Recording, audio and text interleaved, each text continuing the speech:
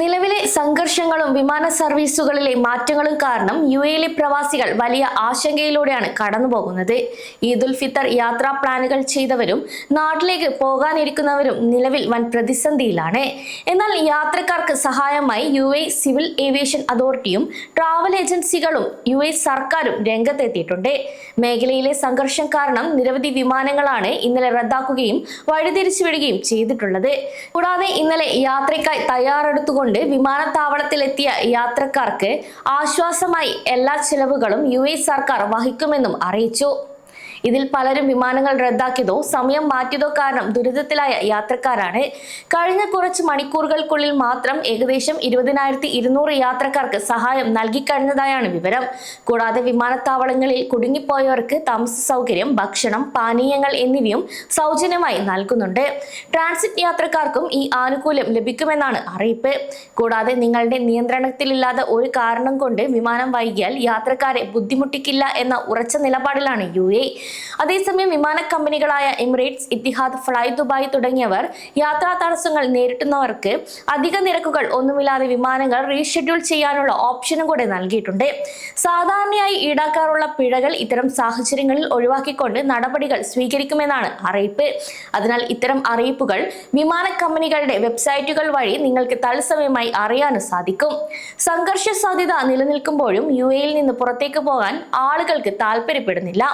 UAE ഞങ്ങളുടെ വീടാണ്, ഞങ്ങൾ ഇവിടെ സുരക്ഷിതരാണ് എന്ന ആത്മവിശ്വാസമാണ് പ്രവാസികൾ നിലവിൽ സോഷ്യൽ മീഡിയ വഴി പങ്കുവയ്ക്കുന്നത്. അതേസമയം നാട്ടിലേക്കും മറ്റും പോകാനായി ടിക്കറ്റ് ബുക്ക് ചെയ്തവരും ദീർഘയാത്രയ്ക്കായി തയ്യാറെടുത്തവരും നിങ്ങളുടെ യാത്രാ പ്ലാനുകൾ ഇപ്പോൾ തന്നെ റദ്ദാക്കരുത് എന്നാണ് ട്രാവൽ വിദഗ്ധർ നൽകുന്ന അറിയിപ്പ്. ഈദുൽ ഫിത്തർ വരാൻ ഇനിയും ദിവസങ്ങൾ ബാക്കിയുള്ളതായും അപ്പോഴേക്കും സ്ഥിതിഗതികൾ ശാന്തമാകുമെന്നാണ് വ്യക്തമാക്കുന്നതും. നിലവിൽ യാത്രക്കാർക്കിടയിൽ ഒരു പുതിയ രീതി കാണുന്നുണ്ട്. അതായത് തുക തിരികെ ലഭിക്കുന്ന ടിക്കറ്റുകൾക്കാണ് കൂടുതൽ ആളുകളും നിലവിൽ മുൻഗണന നൽകുന്നത്. അതിനാൽ യാത്രയുടെ അവസാന നിമിഷം വരെ കാത്തിരുന്ന് ബുക്കിംഗ് സ്ഥിരീകരിക്കുന്നതാണ് ഈ ഒരു അവസ്ഥ. നിങ്ങൾ ഒരു ടിക്കറ്റ് ബുക്ക് ചെയ്തിട്ടുണ്ടെങ്കിൽ എയർലൈനുകൾ തന്നെ വിമാനം റദ്ദാക്കുകയാണെങ്കിൽ നിങ്ങൾക്ക് മുഴുവൻ തുകയും തിരികെ ലഭിക്കാനും അർഹതയുണ്ട്. അതുകൊണ്ട് സ്വയം റദ്ദാക്കി പണം നഷ്ടപ്പെടുത്താതിരിക്കാൻ ശ്രദ്ധിക്കണമെന്നും ട്രാവൽ ഏജന്റുമാർ വ്യക്തമാക്കിയിട്ടുണ്ട്.